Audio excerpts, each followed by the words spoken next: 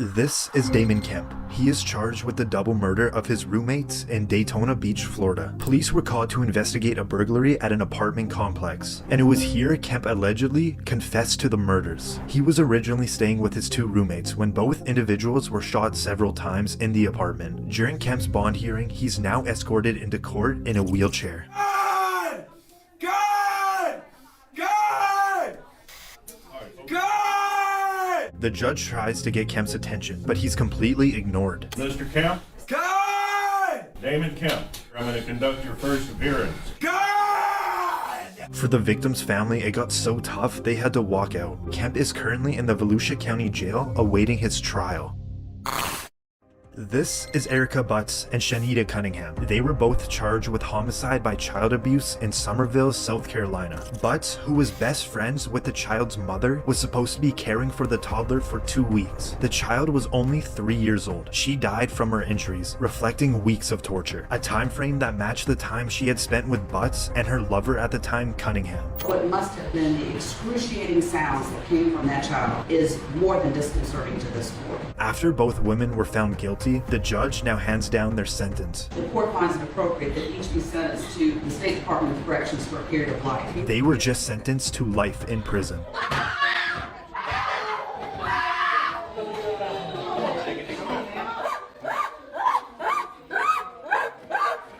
Butts and Cunningham are reportedly at separate prisons serving their life sentences.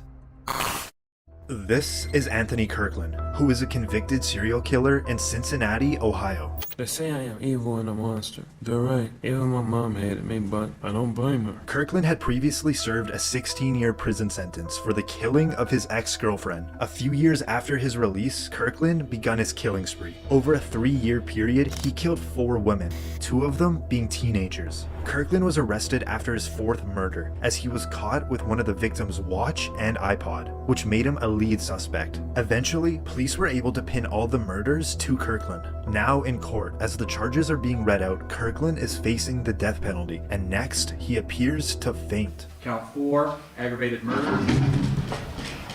Kirkland was later found guilty on all charges and sentenced to death. He is currently on death row awaiting his execution at the Chillicothe Correctional Facility.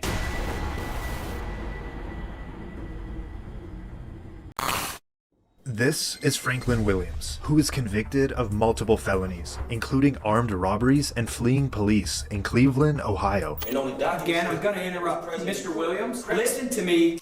I'm going to gag you in 1 second. Williams conducted 3 armed robberies before leading police on a high-speed chase. He was later arrested and convicted. Now, at his sentencing, Williams would not stop talking, despite more than a dozen warnings from the judge. That means zip it right now.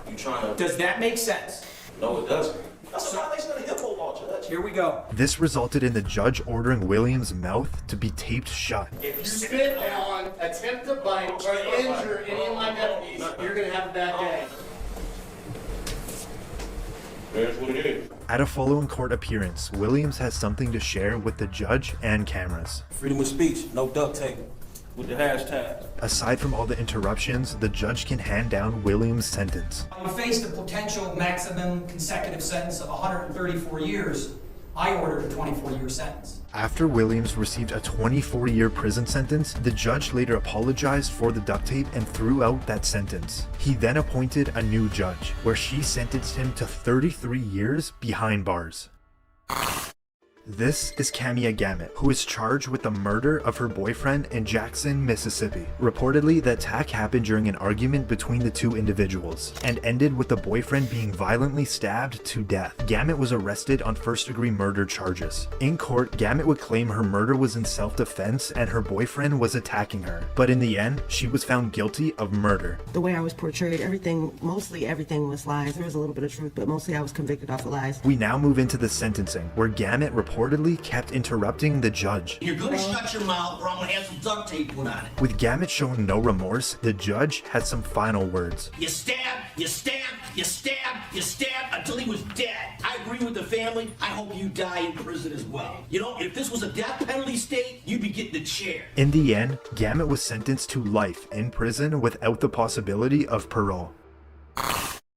This is Kimberly Kessar, who is charged with the murder of her coworker in Nassau County, Florida. Jordan Beard is Jolene Cummings' cousin. Kessar was working at a Tangle's hair salon under a fake name. She reportedly was on the run for 25 years and wanted in several states. She wouldn't be found until she brutally murdered her coworker with scissors and allegedly disposed of her body. This is Kessar after she was arrested and awaiting trial. Are we on mute anyway, so I can say whatever the I want? We're not on mute. Oh, okay. And this is what it was like to supervise her in jail. She began to remove feces from styrofoam trays in the back of her cell and smear it on herself on the walls. She began to throw feces at Smith, Miller, and I. Now, in the trial, she had to go to a separate room due to her outbursts. I refuse it. I have refused it. I refuse the public defender's office. They appointed Jolene Cummings' cousin as my public defender. What, you don't want the public to know that? And she continuously made false claims about her former public defender. Jordan Beard is Jolene Cummings' cousin. Jordan Beard is Jolene's cousin. She was later found guilty of first-degree murder and was sentenced to life in prison without parole.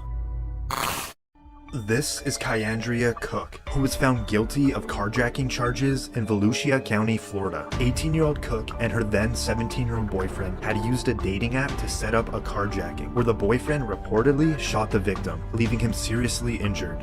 After fleeing the scene and being on the run, the pair attempted another carjacking just 2 days later, but they were arrested. Now in court, Cook stands in front of the judge for her involvement in the theft and shooting. Keeps you guilty of all three charges, sentence you to 20 years in state prison. That is Cook's mother that can be heard crying.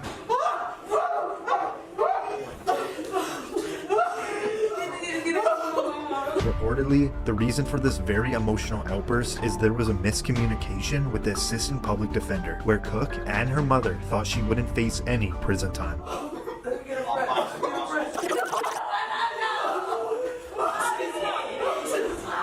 Cook's sentence was later reduced to 11 years in prison.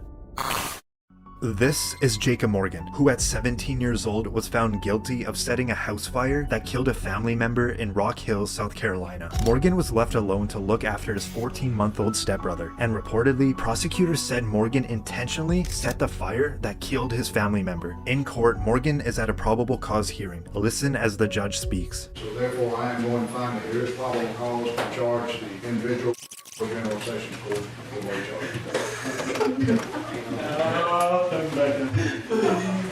Morgan settled for a plea deal, where he pleaded guilty to involuntary manslaughter and unlawful neglect of a child. However, he stated he loved his brother and he always maintained his innocence. I love my brother. I still do to this very day. He's my best friend. To kill him would be killing the pieces myself. And I just wish I could have gotten to him in time. Morgan was sentenced to 15 years in prison, but after serving only 7 years, he reportedly was released.